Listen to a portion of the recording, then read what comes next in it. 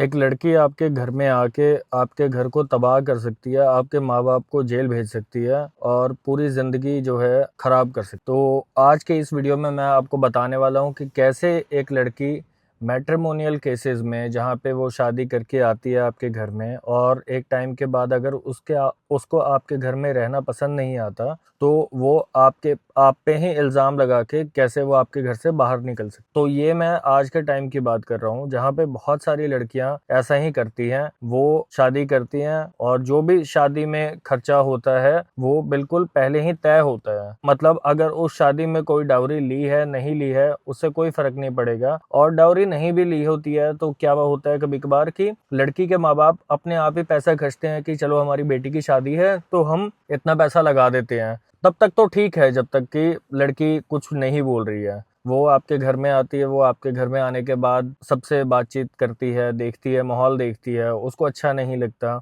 कुछ चीज़ें ऐसी रहती हैं जो उसको अपने घर में तो बड़ी अच्छी लगती थी, मगर आपके घर में वैसा नहीं होता तो उसे पसंद नहीं आता। अब ऐसे केस में होता क्या है, लड़की अब आपके घर में एडजस्ट नहीं कर पा रही है, तो वो क्या करेगी, धीरे-धीरे लड़ाई शुरू कर देगी आपके साथ, आपके माँ-बाप के साथ लड़ेगी और उसको उस एक्सटेंट पे लेके जाएगी जहाँ पे लिटिगेशन स्टार्ट हो जाएगी। तो वो लड़की क्या करेगी, सबसे पहले एक झूठी कंप्लेंट फाइल करती है पुलिस में कि मेरे साथ डाउरी के लिए मारपीट की है, मेरे साथ हरासमेंट हुई है और आपके माँ-बाप के खिलाफ भी एलिगेशन लगाएगी। अब सोचने वाली बात यह है कि वो भी एक लड़की है, उसके भी माँ-बाप होंगे। 60-70 साल की उम्र में आप किसी के माँ-बाप के खिलाफ ऐसा एलिगेशन लगाते हो, तो ऐसे सिचुएशन में क्या होता है कि वो जब एक ऐसी कंप्लेंट पुलिस में फाइल करती है, तो पुलिस वाले आपको सम्मन करते हैं, इंक्लूडिंग आपके पेरेंट्स को भी सम्मन करेंगे, आपके सिस्टर्स हैं तो उनको भी सम्मन करेंगे और अगर आपके ब्रदर्स हैं तो उनको भी सम्मन करते हैं और अगर किसी और रिलेटिव का भी नाम लिखा है तो उन्हें भी पुलिस स्टेशन में आना पड़ेगा। नाउ अब इसके बाद क्या होता है कि पुलिस रिकवरी करवाने की कोशिश करती है। ऐसे केसेस में अरेस्ट तो नहीं होता है, बट हरासमेंट जो है फैमिली की, बुजुर्ग माँ बाप हैं उनकी बढ़ जाती है।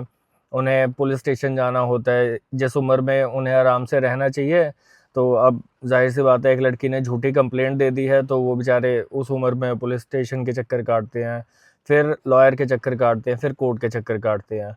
मगर ऐसी सिचुएशन में उस लड़की को ये चीज़ समझ में नहीं आती कि वो क्या कर रही है। मतलब एक बुजुर्ग माँ-बाप को कैसे वो कोर्ट के धक्के खिला रही है। देखो मैं ये नहीं कह रहा कि उस लड़की के साथ कुछ गलत नहीं हुआ होगा, मगर कुछ कॉम्प्रोमाइज़ेज़ करने होते हैं।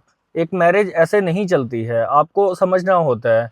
पहले की मैरिजेज़ क्यों चलती थी, अब की क्यों चलती है, मैं इस पे डिबेट नहीं करूँगा। मगर मैं ये चीज़ यहाँ पे बात करूँगा कि बहुत सारी चीज़ें जो है हमें समय के साथ समझ में आती है। अब आपको भी पता होगा कि जब आप लोग 20 साल के थे तब आप लोगों की मैच्योरिटी कितनी थी। अभी 30 साल के हैं तो आप लोगों की मैच्योरिटी कितनी है। तो यही सारी चीज़ें होती हैं। जब अर्ली स्टेज होती है मैरिज की, तो वहाँ पे क्या होता है कि आप लोग सोचते हैं कि यार हमारा तो कंपैटिबिलिटी नहीं बैठ रही है, तो हम लोग जो है वो अलग हो जाते हैं, डाइवोर्स ले लेते हैं। ज़रूरी नहीं है कि अगर आपकी कंपैटिबिलिटी उस टाइम पे नहीं बैठ रही है तो कुछ टाइम बाद जो है वो चीज़ें सेटल नहीं होंगी। मतलब आपको टाइम देना पड़ेगा ना। इवन कि एक शरीर पे चोट भी लगा होता है तो उसको टाइम लगता है हील होने में। तो वो जब हील होगा, समय के साथ ही हील होगा। अब आप लोग सोचते हो कि यार 4-5 महीने हुए हैं या 1 साल हो गया, यार चीज़ें सही नहीं हो रही है, तो हम लोग अलग हो जाते हैं।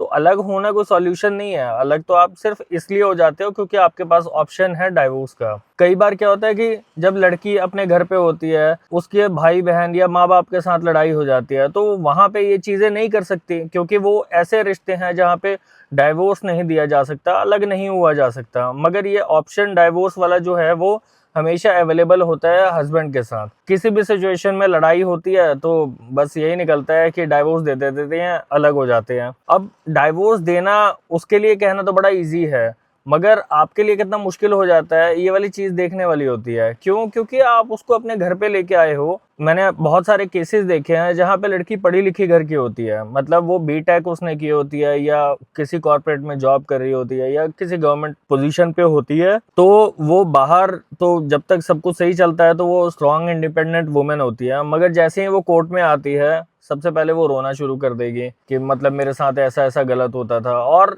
एक जो कोर्ट और जो आदमी होते हैं हम लोग ना, हमारा हमेशा एक मतलब हम लोग एक सिंपैथी रखते हैं लेडीज के लिए, कोई भी लड़की के लिए। अगर कोई लड़की रोने लग जाए तो सिंपैथी अपने आप आ जाती है कि यार ये रो रही है, मे बी ये सच बोल रही होगी, इसके साथ इतना गलत हुआ होगा। अब एक लड़का वहीं पे वो रो ही नहीं सकता, उसको आंसू ही नहीं निकलेगा, मतलब वो कितनी भी कोशिश कर ले वो रो ही नहीं पाएगा। और अगर रो भी देगा चलो, तो उसको 4 बातें उसके ऊपर सुननी पड़ेंगी। ऐसे सिचुएशन में क्या होता है कि जो एक लड़की है अगर आपके घर पे नहीं रहना चाहती, तो मैं तो ये मानता हूँ कि उसको मीडिएशन में चले जाना चाहिए या अपना सेटलमेंट कर लेना चाहिए। ठीक है, मेरे को नहीं रहना तुम्हारे साथ, और एक रीजनेबल सा अमाउंट लेके अलग हो जाए। ये क्या मतलब है कि आप 1 महीना 2 महीना या 1 साल एक साथ रहे हो और अब अलग हो रहे हो तो आपको 25 लाख 30 लाख रुपए चाहिए।